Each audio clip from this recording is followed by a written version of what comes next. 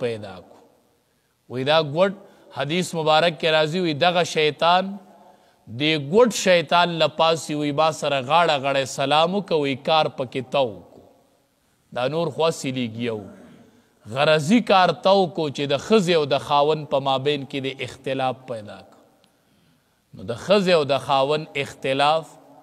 د دې اثر په کور وشي په الواد اول د دې اثر کیږي الواد تربیت تباہ و برباد دویم اثر په محله وشي دریم اثر په کلی وشي څلورم اثر په ټوله علاقه باندې کیږي دا به نه وایي چې دا زما د ښځې اختلاف دی ستا د ښځې او د اختلاف اثر اول په بچو شوی دی په غونډه محله کې دی په غونډ کلي کې د هغې اثرات خواره دي دا دومره ناکاره ګناه ده په دې شیطانان غاړې میلاوي نو پکار نه ده ښځه او خاوند د حتی الوسع کوشش کوي چې کلم اختلاف راځي سمدستي دی ختمی چې دا خو د شیطان د خوشحالولو ذریعه ده څه ولې شیطان خوشحاله نو زد دی ننیسی او دا اختلاف تی ختمی مولانا اشرف علی تانوی رحمت اللہ علیہ حکیم الامت ورتوی ډیر ستر عالم تیر شوی هغه یو بهترین نسخه لیکلې ده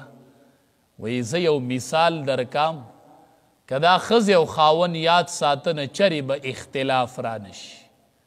ښځې او خاون کې به اختلاف نه راځي که دا یاد ساته مثال یې لیکلی دی وایي د باغ مالک هغه باغ ته راغی د باغ نوکر ته وی مال یو میوه راوشو کوه راته به او د باغ نوکر به میوه شو کوله ټیم په ټیم دا د دې مالکانو عادت یو ورځ دا مالک راغی دی نوکر ته وی مال میوه وشو کوه نوکر چې میوه وشو کوله او مالک لی ورکړله مالک چې تی یو څو چکه وکړه نو هغه ډېره ترخه وه نو مالک خو نشوه خوړلی نو دی نوکر لی ورکړه مطلب یې دا چې دا میوه ګزاره که ډېره ترخه ده هغه نوکر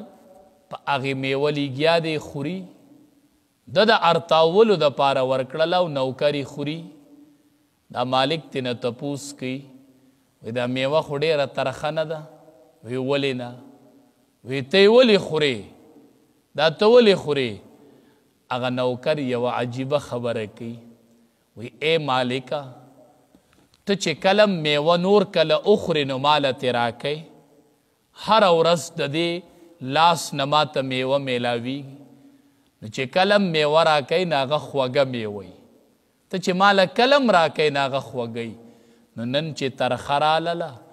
ما وی دا هغه لاس دی چې هره ورځ خوږه میوه راکوي نو خیر دی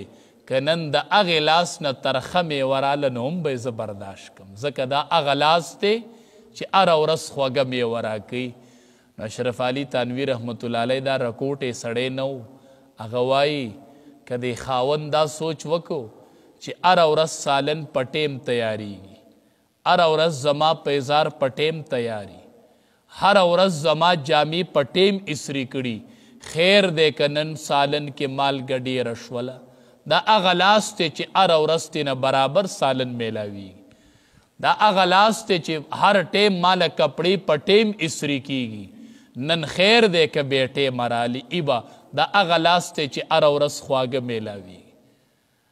نکه د خاوند دا سوچ کولی نو ده به جنگ نه جوړو داسې که د ښځې سوچ کولی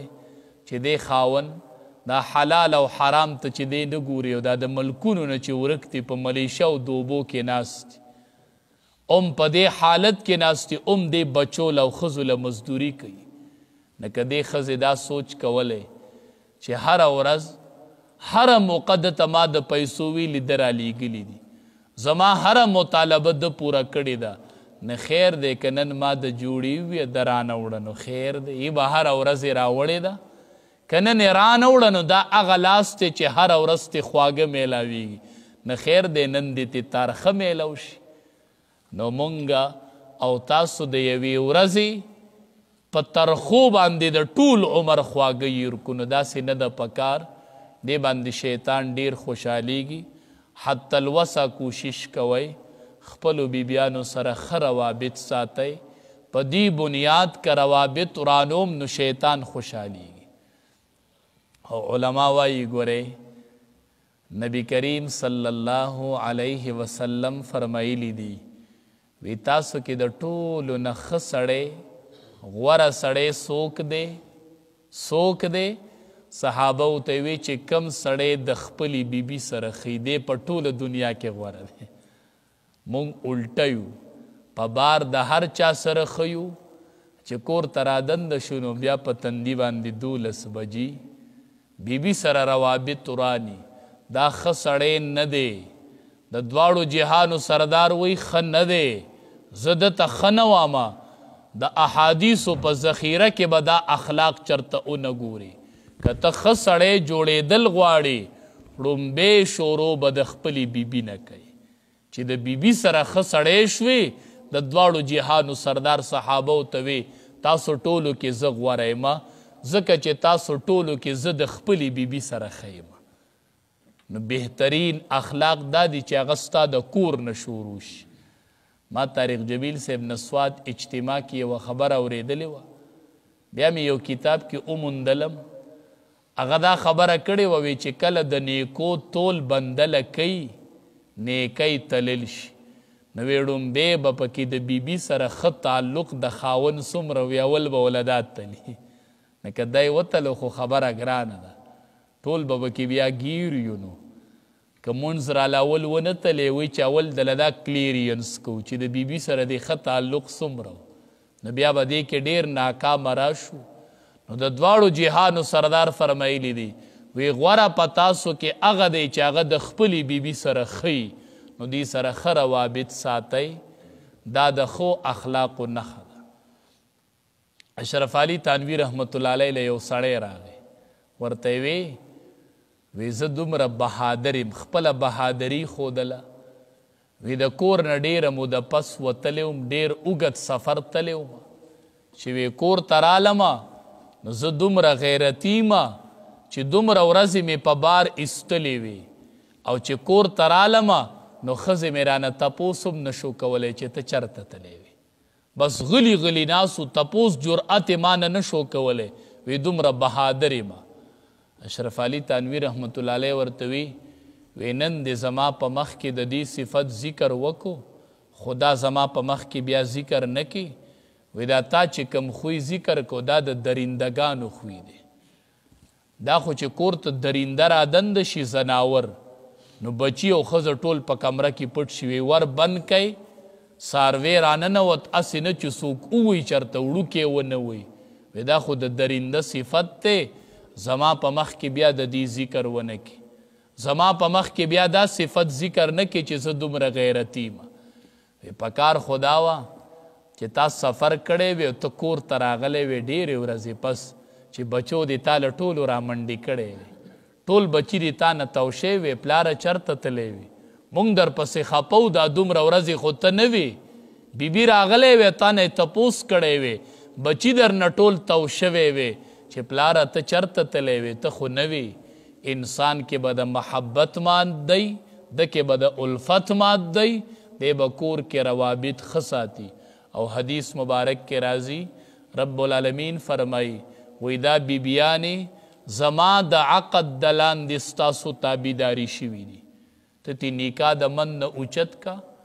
دا خو نیکا ده چې تا له پیزار پالش کوي تا له جامې اسري کوي تاله د کور چوکیداری کوي تاله بچی قلاری دا ولی کوي دا وینځه ده دا تا جهاد کې نیولې وه چرته نه دا خو مسلمانه ښځه ده ستا په شان خاندان د دیم دی ستا په شان قبیله د دیم ده دا ولې تا ته تابعداره شوې ده ځکه چې د دې په منځ کې الله وی یو عقد شوی چې هغې ته نکاح وی دا تا ته نکاح دومره ټیټه کړې ده او چا چې د خپلې بیبي سره زیاتې وکړو رب العالمین فرمایي دا زما د عقد د لاندې ستاسو تابعداري شوي دي او قیامت کې به د ښځې متعلق د خاوند نه حساب زه پخپله اخلم نو چې سړی پخپله الله له حساب ورکولی شي جو ټیک خبره ده به هر صورت شیطان په دې ډېر خوشحالي